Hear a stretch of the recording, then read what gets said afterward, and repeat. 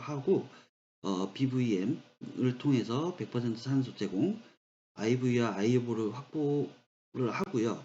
확보한 후에는 3에서 5분 간격으로 에피를 투여, 그리고 어드밴스드 에어웨이를 하고 심정지 원인에 대해서 감별 진단과 평가를 하고 그 원인 치료를 진행을 해야 합니다. 충격 불필요한 리듬은 AC 스톨, 무수축, 그리고 PEA,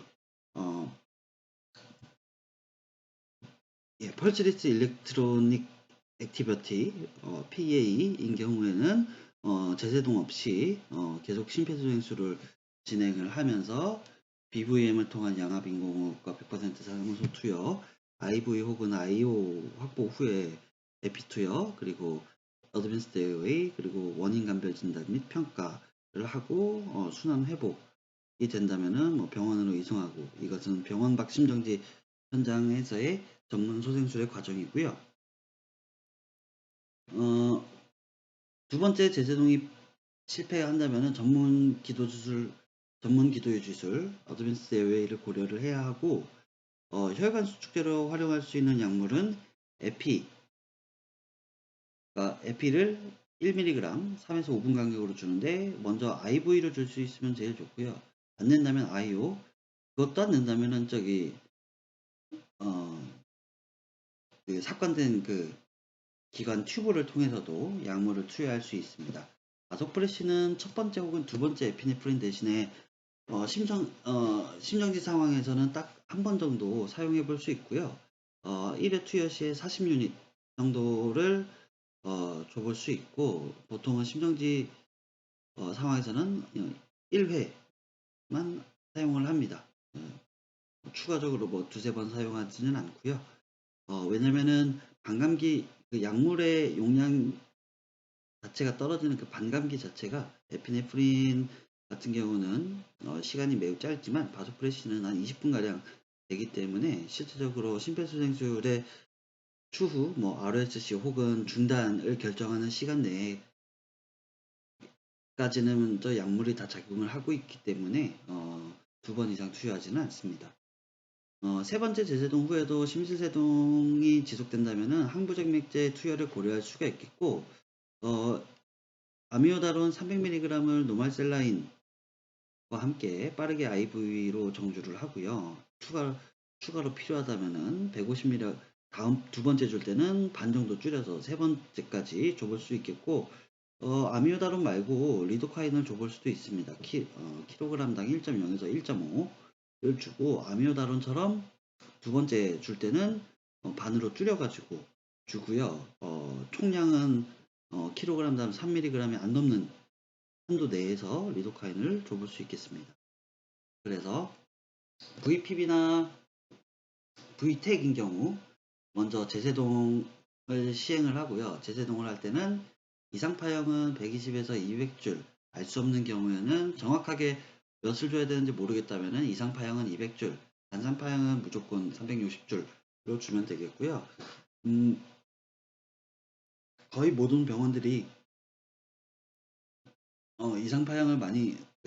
이상파형을 다 갖고 있기 때문에 여러분들 그냥 대부분 200줄로 기억하고 있으면은 상관은 없을 것 같고 상관없겠지만 그래도 혹시라도 모르니 이상파형과 단상파형을 확인을 해서 용량이 다르다는 것을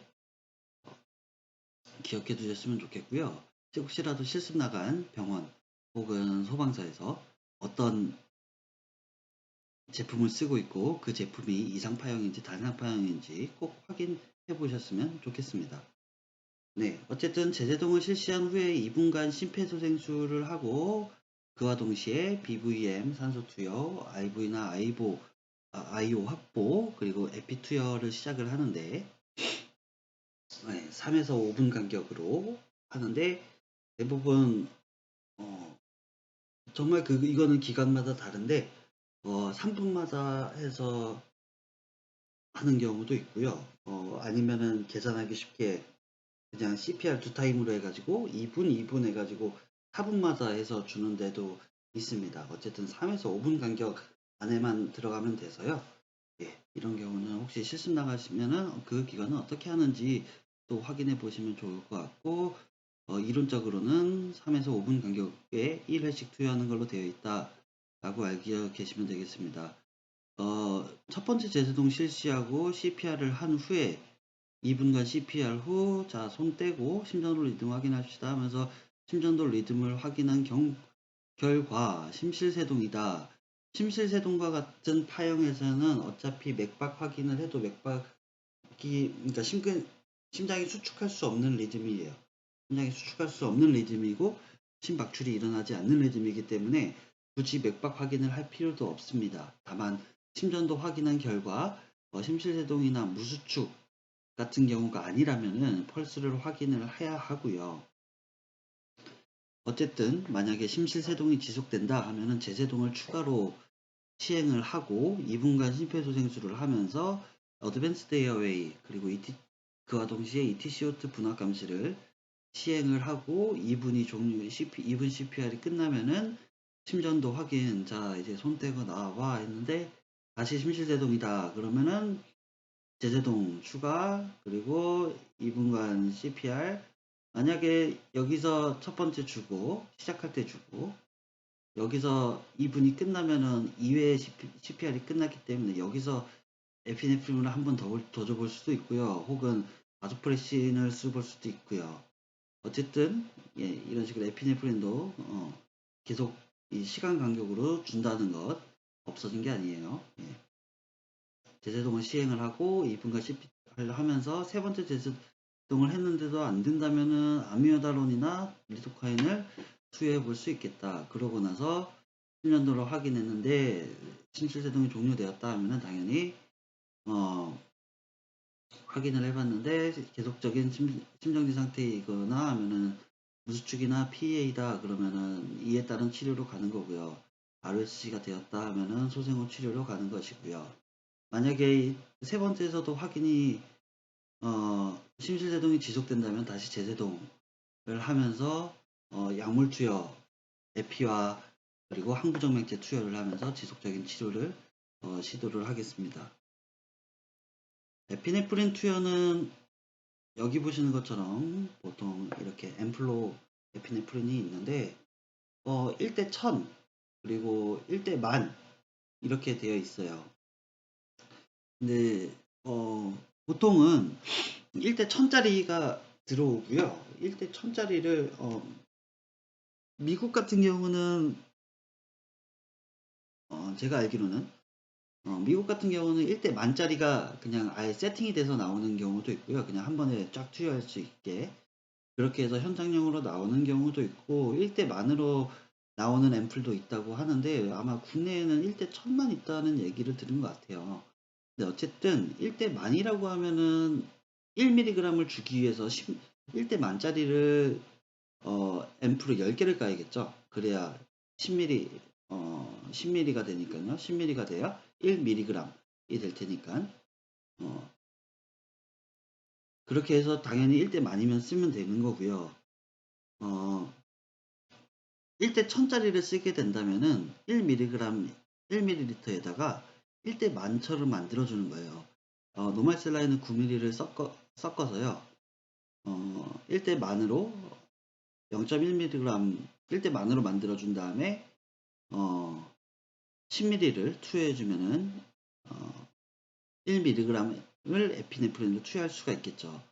왜냐면은 에피네프린이 농도가 1대 1000인 것과 1대 만은 10배 이상의 농도가 차이가 나는데 대개 1대 1000은 IM으로 쓰고요. 1대 만은 IV로 씁니다. 그래서 1대 1000을 그냥 그대로 IV를 할 경우에는 혈관 수축에 의한 관류 장애로 인해서 그 부작용이 일어날 수가 있기 때문에 IV를 줄 때는 1대 만으로 희석해서 1mg을 특히 심정지에는 1대 만으로 희석해서 1mg을 투여하는 것이 것으로 알려져 있고 가이드라인에 나와 있습니다.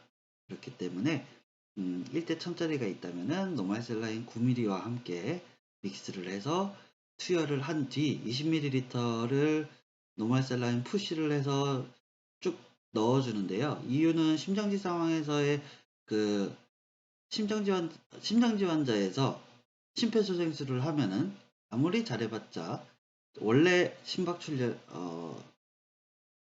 원래 관료되는 거에 30% 능력밖에 안 돼요.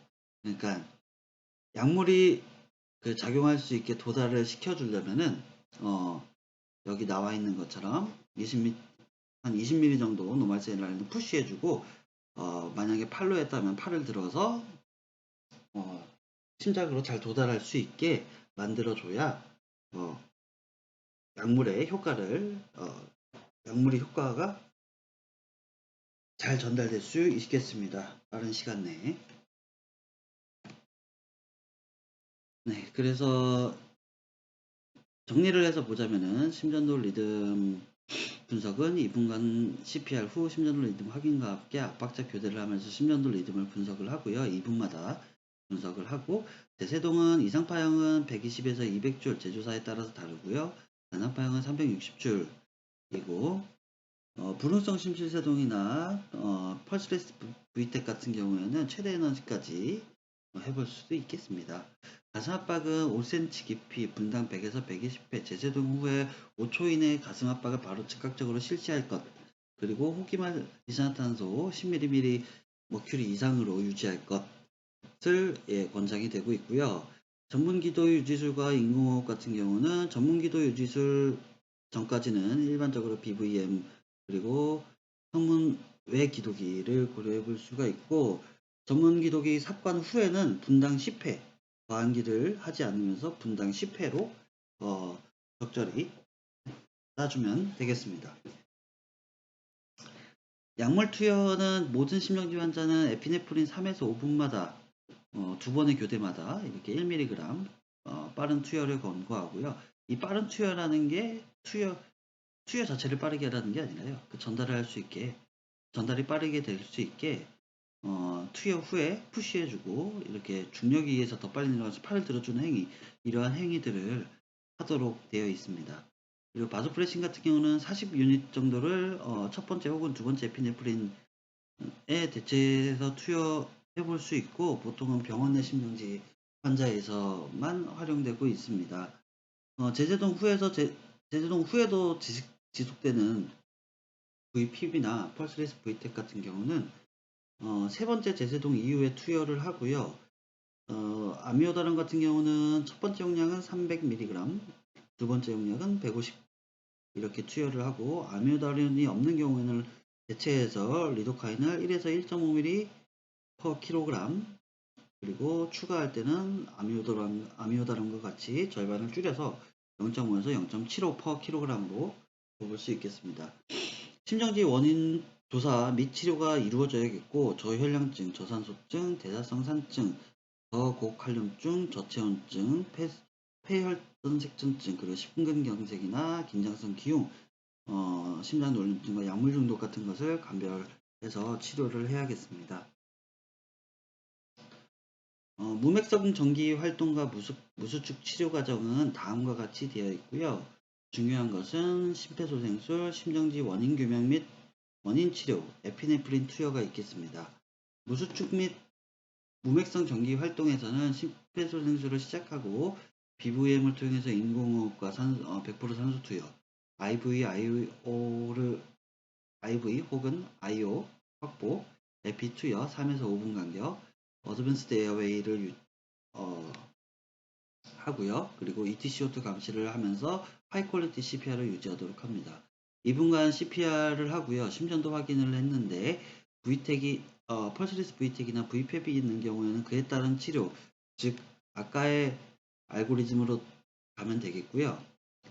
그것이 아니라 무수축이나 무맥성전기 활동, 무수축이나 PA가 계속된다면 2분간 CPR을 지속을 하고요. 이러한 교정 가능한 원인을 치료해야겠습니다.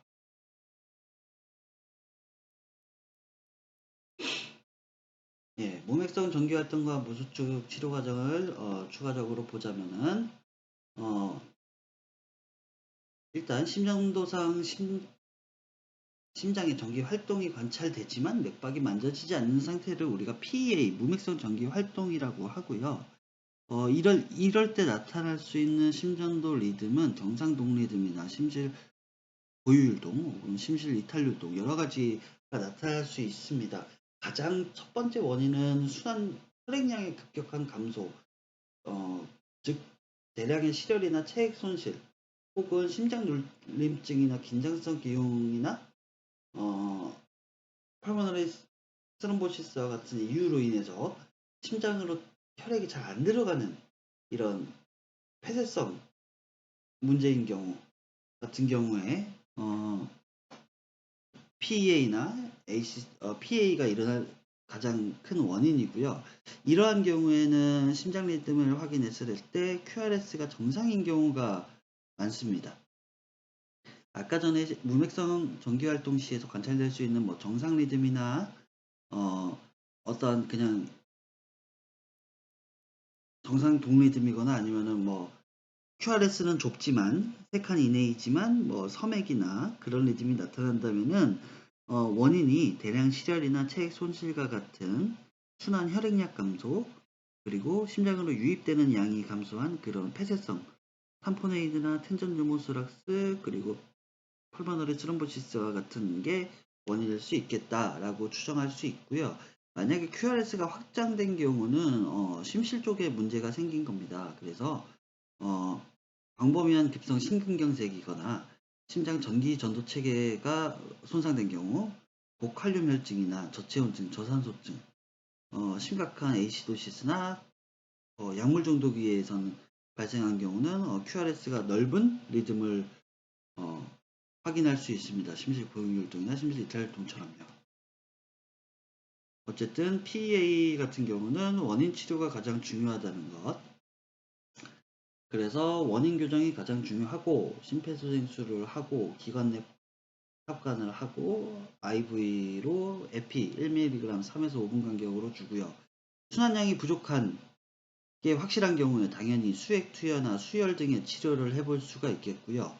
심장 수축에 문제가 있는 경우에는 수액 당연히 수액과 함께 노르에피네프린이나 도파민처럼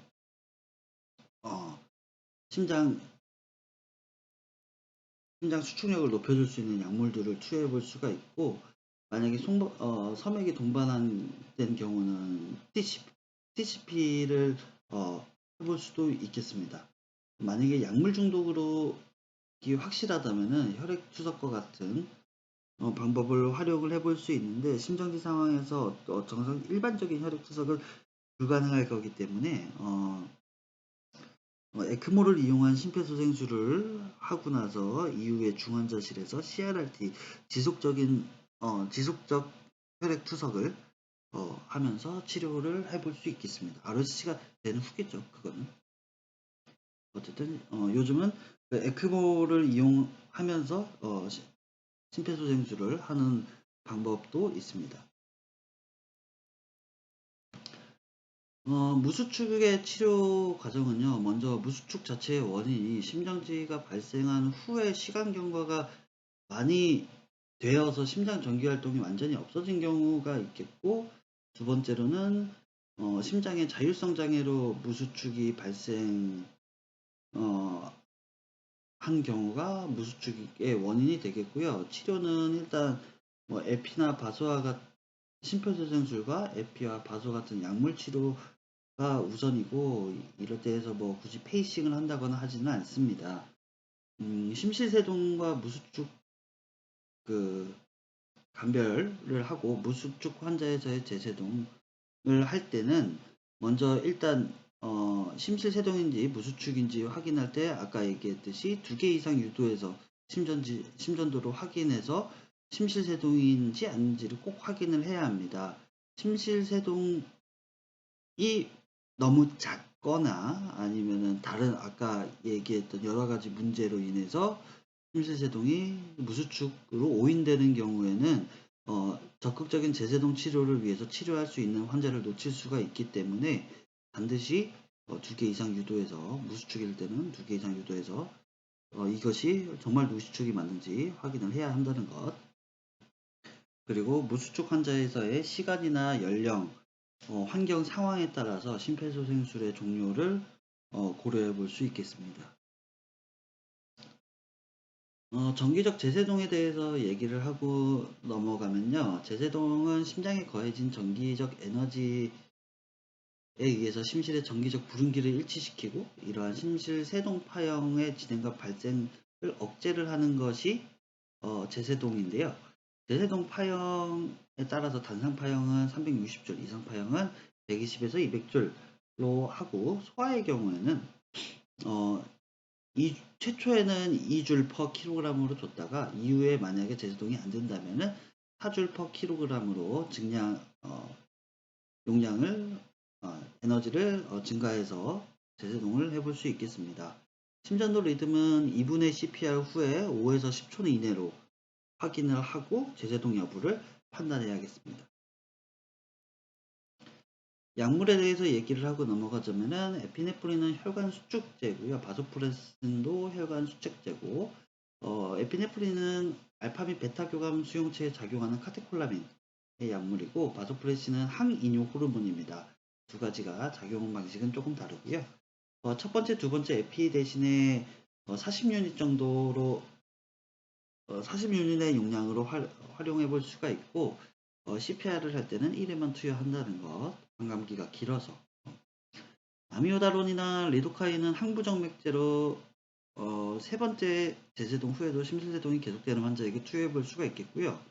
아미오다론 나트륨, 칼륨, 칼슘 통로랑 알파 및 베타 교감 신경 차도는 작용하면서 그러한 빈맥을 억제시켜주는 항부정맥제고요. 아미오다론 투여가 가능하지는 않을 때는 리도카인도 비슷한 역할을 하는데 리도카인을 활용해 볼 수 있습니다. 마그네슘은 QT 연장이 일어나는 심실세동, 이전에 EKG에서 톨사대빵 같은 다형성 심실 빈맥에서는 마그네슘이 하나의 치료 약제로 쓰일 수 있고요. 1에서 2g을 포도당 5% 포도당과 함께 5% 포도당 10ml와 함께 IV나 IO로 줘볼 수가 있습니다. 그리고 알코올 중독이나 영양결핍과 같은 저마그네슘 혈증이 동반된 환자에게도 마그네슘을 치료를 위해 투약해 볼 수 있습니다. 네, 그래서 다음과 같이 정리되어 있는 표를 제가 한번 보여드리고요. 한 5초만 있다가 넘어갈게요.